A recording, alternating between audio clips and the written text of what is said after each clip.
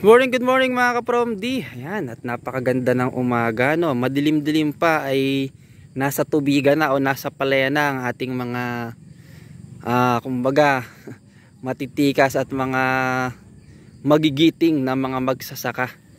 Ayan, kaya talagang napakalaki ng tulong po nila para sa ating lahat dahil napakasipag po nila at napakasikap para sa kanilang mga pamilya.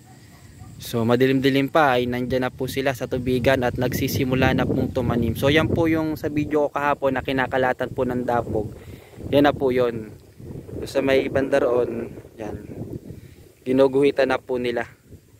Samantalang itong isang grupo mga ka-Prom-D, yan, talagang sila po ay napakaaga pang tumatanim. Ayan, no, talagang napaka sisipag ng ating mga magsasaka. So yan, no, napakasarap ng simoy ng hangin at napakalamig, napakasarap magkape samantalang pinapanood mo ang napakagandang tanawin sa aking harapan.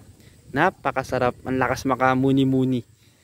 Ayan, so relax lang po natin mga ka-Prom-D. Hindi natin malapitan, no, kasi medyo nakabihis po tayo dahil tayo ay may lakad ngayong umaga.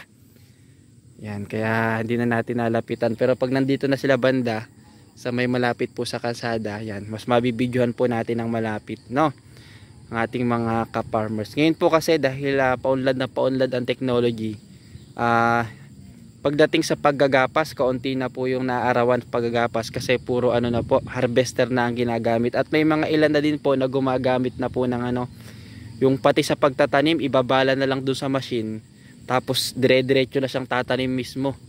Ang tendency naman doon ay nawawala naman ng trabaho ang ating mga ka-farmers. Ganun pa man, gusto ko lang po natin i-flex na sana ganun natin ma-appreciate yung ginagawa po ng ating mga magsasaka, hindi lang ng palay at ng iba't ibang mga magsasaka ng iba't ibang mga gulay.